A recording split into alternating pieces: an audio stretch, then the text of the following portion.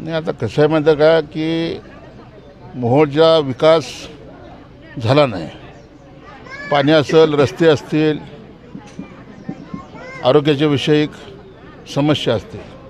आता ग्रामीण भागामध्ये दवाखान्याची बिकट परिस्थिती आहे. मोहोळ तालुका एवढा मोठा तालुका असून मोहोळमध्ये कुठल्याही पद्धतीचं हॉस्पिटल नाही. आज मोहोळमध्ये आपण पाहिलं असेल, भीषण असा दुष्काळ ज्यावेळी पडला त्यावेळी शासनाची अनास्था आणि त्याच्याही पलीकडे जाऊन ज्यांच्या हातात गेली 40-45 वर्षे या मोहोळची सत्ता आहे, त्या सत्ताधाऱ्यांनी दादागिरी, दडपशाही, हुकुमशाही, लोकाला गुलाम बनवणं आणि निजाम पाटीलकी, जिच्या निजामाच्या काळामध्ये निजाम वागत होता तशा पद्धतीचा कारभार या मोहोळ तालुक्यामध्ये अनगर भागाचा विकास जर सोडला तर आपण आपण पत्रकार आहात, लोकशाहीचा चौथा स्तंभ आहात. आज पाण्यासाठी लोकांना भटकावं लागतं आहे, रस्त्यासाठी लोकांना भटकावं लागतं आहे, आरोग्यासाठी आज माणसं माझ्याकडे आले तर मी त्यांना कधी परत पाठवत नाही. जी काय अर्थसहाय्य असेल ते मी माझ्या परीनं करतो. मी साखर कारखाना काढला नाही, मी सुतगिरणी काढली नाही, मी कुठली शिक्षण संस्था काढली नाही. परंतु गेली 34 वर्ष चळवळीतनं आल्यामुळं ग्रामीण भागातल्या ह्या जनतेची माझी नाळ होती आणि मग जितकं जनतेसाठी करता येईल तितकं आपण केलं पाहिजे.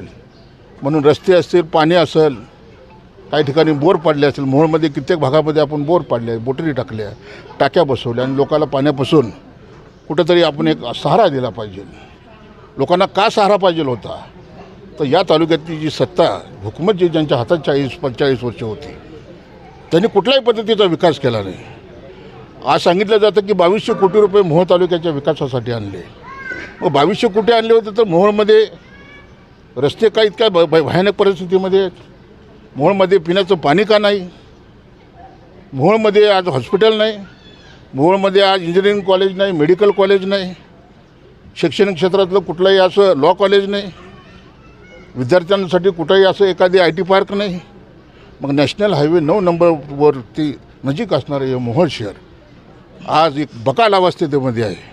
आणि ही बकाल अवस्था कोणी आणली असेल तर ह्या अनगरकरांनी आणली.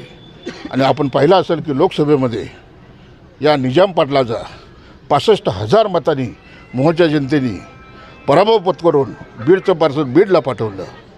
आणि मला खात्री आहे की 15 टँकर देऊन कित्येक ठिकाणी, कित्येक गावामध्ये बोर पाडून लोकांना मी उन्हाळ्यामध्ये भीषण पाण्याच्या टंचाईत पाणी पाजण्याचं काम करत होतो. आणि मला पूर्ण खात्री आहे की मोहोळची जनता ही काम करणाऱ्या माणसाला डोक्यावर घेऊन नाचते.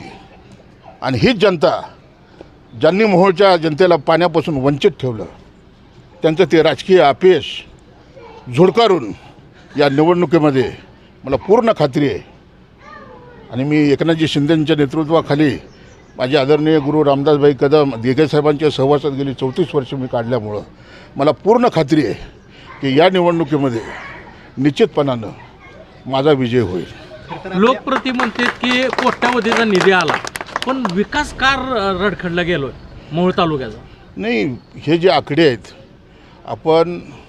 मी आज एक जाहीर पत्रकाराच्या ह्या तुमच्या माध्यमातून या तालुक्यातील आणि या जिल्ह्यातील प्रशासकीय यंत्रणेला सूचित करतो की या मोहोळ तालुक्यातल्या कित्येक गावामध्ये भूमिपूजन झाली, परंतु त्या भूमिपूजनाची कामं झाली नाहीत.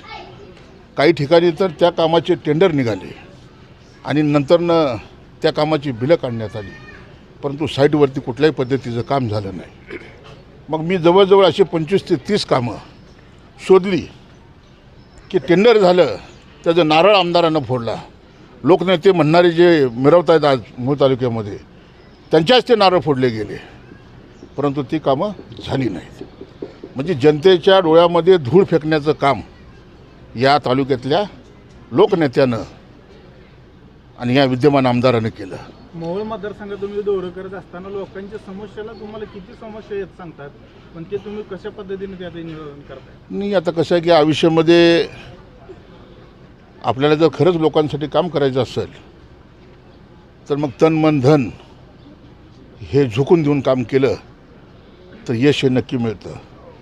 मी मोहोळमध्ये काम करत असताना माझ्याकडे आलेल्या प्रत्येक माणसाला खाली हात नाही गेला पाहिजे ही भूमिका मी ठेवली. मग तो मंदिरासाठी आला असेल, शाळेसाठी आला असेल, शाळेला मदत करा म्हणाला असेल. कित्येक शाळांना मी CSR फंडातून निधी दिला, बांधकामाचं पुनर्बांधणी करण्यासाठी मदत केली. कित्येक मंदिरं होते. आज अहिल्यादेवी होळकरांचा आदर्श आपण डोळ्यासमोर ठेवून देवींनी आज देशातली सारी मंदिरं जवळजवळ बांधली. आपण एका तालुक्यामधली अशी पडझड झालेल्या मंदिराला अर्थसहाय्य करून त्या गावाचं गावपण कसं टिकलं पाहिजे, लोकांच्या भावना जपल्या पाहिजेत, अशा पद्धतीने कित्येक मंदिराला मदत केली.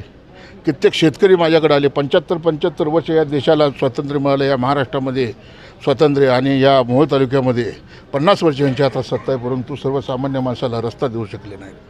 आणि मी अत्यंत तुम्हाला सांगतो, मोहोळमध्ये काम करत असताना मी मोहोळच्या विकासासाठी महाराष्ट्राचे मुख्यमंत्री आदरणीय एकनाथजी शिंदेसाहेब यांनी मला 25 कोटी रुपयाचा निधी हा रस्त्यासाठी दिला.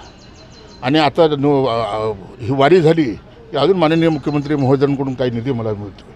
हा जो 25 कोटीचा निधी मी आणला, तो 75 वर्षात 70 वर्षात जिथं कामच झाली नाहीत अशा भागातले सर्वसामान्य शेतकऱ्यांचे मी रस्ते घेतले. आणि ते रस्ते पूर्ण करून शेतकऱ्याला जर रस्ता आणि पाणी दिलं तर या जगात शेतकऱ्यासारखा सुखी कुणीच नाही. परंतु शेतकरी सुखी राहिला तर तो माझ्या कारखान्यावर येणार नाही, तो माझ्या वाड्यावर येणार नाही, अशी निष्ठूर निजामी पाटीलकी ह्यांच्या रक्तात भिनली होती. म्हणून शेतकऱ्याला रस्ता द्यायचा नाही, शेतकऱ्याला पाणी द्यायचं नाही, त्याला गुलाम बनवायचं. अशा पद्धतीची तानाशाही, दादागिरी, दडपशाही या तालुक्यामध्ये झाली. आणि या तालुक्यातली सत्ता लोकसभेच्या निवडणुकीत आम जनतेने 65,000 ह्यांचा पराभव करून तो संकेत दिलेला आहे. तो एक ट्रेलर होता लोकसभेचा. अभी पिक्चर विधानसभे में बाकी है. आता त्यांनी त्यांचा उमेदवार डिक्लेअर केलेला आहे. राजू खरे पहिल्या दिवशी फॉर्म भरून मैदानात असेल. आणि मग मोहोळची जनता कुणाच्या बाजूने जाईल तो येणारा काळ आणि येणारी वेळ ठरवेल. शेवटचा प्रश्न, सोलापूर जिल्ह्यातील 11 तालुक्यामध्ये खरं तर अशा पद्धतीनं आगामी विधानसभेच्या दृष्टिकोनातून कुठेच तयारी बघायला भेटत नाही. आणि जे इच्छुक आहेत त्यांचे फक्त गाव भेट दौरा किंवा जनसंपर्क वाढवण्याचा आता तयारी कुठेतरी चालू आहे. परंतु आपण गेल्या अनेक महिन्यांपासून विकास कामाच्या माध्यमातून तुम्ही कायम माध्यमाशी बोलत असताना म्हणतात की विकास कामाच्या माध्यमातून तुम्ही लोकांसमोर जात आहे. तर याचं प्रतिसाद आणि याचा फायदा कितपत होईल असं एक नाही, आम जनतेनं जर ठरवलं तर मग सांगलीमध्ये विशाल पाटील अपक्ष निवडून आले. हे मूर्तिमंत उदाहरण आपल्या पश्चिम महाराष्ट्रातलं आहे. लोकांनी जर ठरवलं तर लोक करेक्ट कार्यक्रम करतात. आणि लोकसभेमध्ये आपण पाहिलं, वरून बीडचं पार्सल लादलं, सोलापूरची जनता स्वाभिमानी, आणि त्यात मोहोळची जनता 65,000 मतांना पराभव करून ते पार्सल पुन्हा एकदा बीडला पाठवून दिलं. तसं आज सांगतो मी की पूर्ण मोहोळची जनतेवर माझा विश्वास आहे. गेली 2, 2.5, 3 वर्ष झालं मी या मोहोळ तालुक्यामध्ये फिरतो आहे. लोकांच्या सुखदुःखात, गावच्या जत्रेत, यात्रेत, त्यांच्या प्रत्येक प्रश्नामध्ये हिरिहिरीनं काम करतो आहे. कामं झाली नाहीत म्हणून मला कामं करावी लागली, आणि मी काम करतो हे त्यांचं राजकीय अपयश आहे.